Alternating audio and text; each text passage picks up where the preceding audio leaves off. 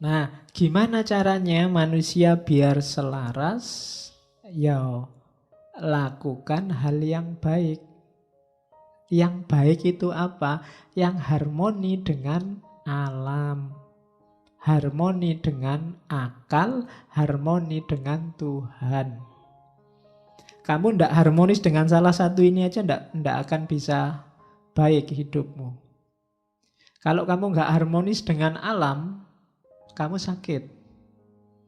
Manusia itu kan, tubuhmu ini kan bagian dari alam.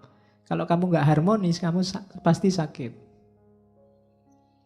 Nggak harmonis itu salah satu unsurnya terlalu banyak. Itu kan nggak harmonis. Terlalu banyak air ya kembung. Terlalu banyak angin masuk angin. Terlalu banyak apalagi unsur-unsur hidupmu kan banyak itu. Coba terlalu banyak gula, diabetes. Itu karena nggak harmonis. Oke, terlalu banyak ketawa, stres. Terlalu banyak, pokoknya terlalu banyak. Atau terlalu kekurangan, itu tidak harmonis juga. Harus harmonis sama alam.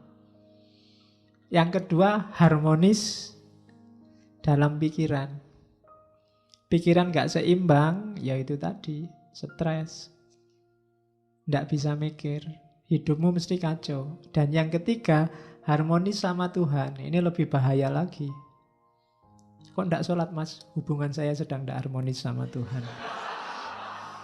Ya, aku mewatiri itu. Hati-hati. Nah, saya baru bisa ranjang aku sementara. Enggak. Nah, harus harmonis lagi. Kenapa harus harmonis sama Tuhan? Karena alam semesta dan akalmu dan dirimu itu berjalannya, prosedurnya adalah logosnya Tuhan. Ketika kamu tidak harmonis sama Tuhan, itu kayak tadi, komputer kehilangan prosesor. Tidak akan jalan, hidupmu mesti kacau. Tidak ada tujuannya. Kan nanti ada filosofi yang ngomong tujuan itu. Sekarang tariklah tujuan terus-terusan. Haus, minum. Kalau sudah minum, lega. Kalau sudah lega, ngapain? Terus, itu kan filsafat namanya teleologis, mengejar tujuan. Puncaknya tujuan nanti ke Tuhan. Kawin. Biar punya anak. Kalau sudah punya anak, ngapain? Kalau sudah itu terus ngapain? Terus kamu tarik. Ketemunya juga logosnya Tuhan nanti. Maka harus harmonis. Hidupmu itu baik kalau harmoni. Jadi harmoni itu porsional dan proporsional. Takarannya pas itu harmoni. Tidak lebih, tidak kurang. Oke. Jadi kalau ingin hidupmu yang baik, yang pertama itu. Yang kedua rumusnya, hidup baik atau tidak baik. Tadi kan kita pakai akal. Yang di luar kontrol kita, itu tidak bisa disebut baik dan tidak baik. Katanya filosof Stoa. Kamu kan tadi pingin harmonis dengan alam, dengan akal, dengan Tuhan. Ketika kamu berusaha untuk harmonis dengan tiga hal ini, ya sejauh yang bisa kamu kontrol. Yang tidak bisa dikontrol, ya tidak masuk hitungan. Pak, saya ingin harmonis dengan planet Mars, Pak. Ya kadoan. Susah. Pak, saya ingin harmonis. Tidak, harmonis itu dengan yang deket-deket. Yang terjangkau, yang bisa kamu kontrol. Gimana caranya agar ngaji ini lebih santai? Ya, itu kan bisa di dalam jangkauan kita. Tapi yang di luar jangkauan ya tidak usah dihitung. Kalau dihitung ya wong di luar kontrol kita. Gimana caranya yang di ngaji malam ini masuk surga semua? Wah, itu kita di luar kontrol kita. Bisanya cuma mendoakan. Ya syukur-syukur besok kita bisa ngaji filsafat bareng-bareng di sana. Kalau enggak ya berarti ada yang kececeran itu berarti. Oke. Jadi harmoni tidak harmoni jadi tanggung jawab kita, terkena nilai atas diri kita kalau itu dalam jangkauan kita. Yang di luar jangkauan kita enggak. Misalnya Ini tetanggaku kulitnya putih-putih, aku sendiri kok hitam ya. Oh, ini harusnya jadi putih. Enggak, itu di luar jangkauanmu. Kulitmu hitam kan kamu nggak minta juga. Kalau bahasanya Ghazali itu bedanya kholq sama khuluk. Kalau kholq itu paketan dari Allah. Kita ya sudah diterima aja, tapi kalau khuluk itu dari kita. Kholq itu kan rambutmu keriting apa enggak, kulitmu hitam apa enggak, bibirmu kayak gimana, itu kan Allah. Kamu enggak dosa, enggak apa-apa. Tapi kalau khuluk ini hubungannya sama dosa. Berada dalam kontrolmu. Makanya enggak usah galau kalau rambutku keriting ya Pak. Kulitku kok hitam ya Pak. Nah, kamu enggak dosa, tenang aja, enggak usah galau. Iya. Jadi enggak usah terlalu stres gara-gara kholq. Karena itu di luar jangkauanmu. Tapi sekarang kan bisa diputihkan Pak. Iya. Ya bisa aja. Apa susahnya sih mutihkan, kamu tinggal beli kapur sama. Ya bagi yang punya uang mungkin berada dalam jangkauannya mutihkan. Tapi yang nggak punya kayak kita kan di luar jangkauan kita. Jadi nggak usah galau dengan sesuatu yang di luar jangkauanmu. Pak, saya itu ingin menyelamatkan Ahok ya Pak. Gimana caranya? Nggak usah.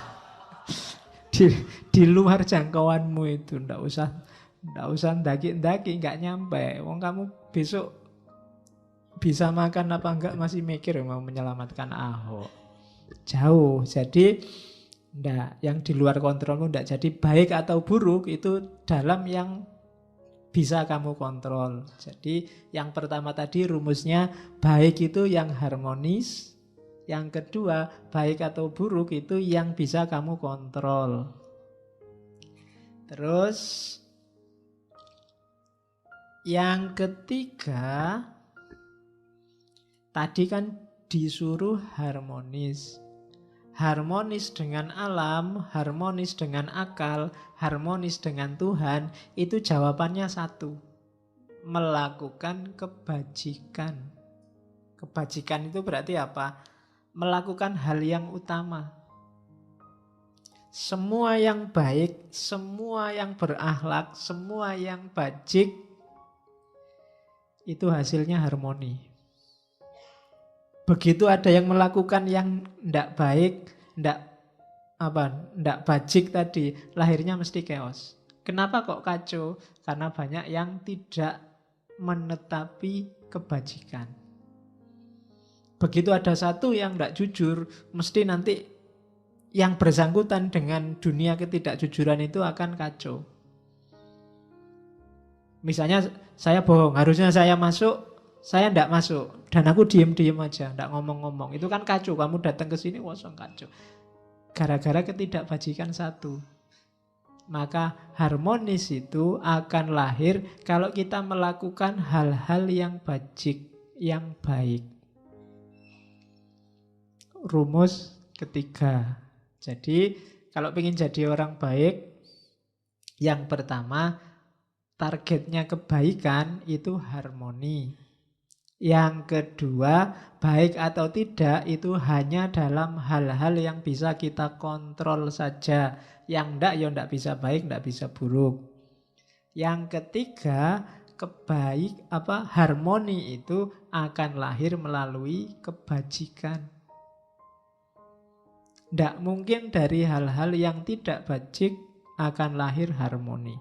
Dari kecurangan, dari pengkhianatan, dari kebohongan, dari tidak akan. Mesti yang lahir chaos. Kalau sekarang belum, tunggu saja saatnya. Nah, jadi ini katanya Zeno ya. Jadi etikanya Zeno. Kemudian yang keempat, oleh karena itu, akhirnya apa? Harmoni itu akan kembali ke kita lagi. Tadi kan kita mewujudkan harmoni lewat jalur kebajikan. Kalau sudah bajik, akan lahir harmoni dalam jiwa kita. Tenang kita. Jadi rumusnya orang hidup itu katanya Zeno, yang pertama wujudkan harmoni dalam hal-hal yang bisa kita jangkau. Jalannya adalah melakukan kebaikan. Kalau semua sudah kita lakukan, jiwa kita akan tenang, harmonis juga. Jadi 4. Kalau kita bisa mewujudkan 4 ini, kita akan hidupnya enak. Itulah sunnatullahnya, kebaikan. Rumusnya itu.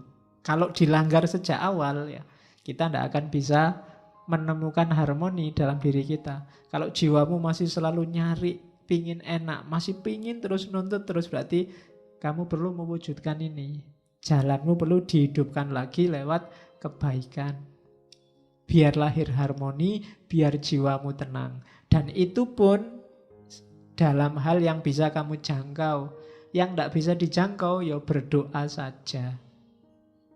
Karena logosnya logos Tuhan, ya biar Tuhan yang intervensi.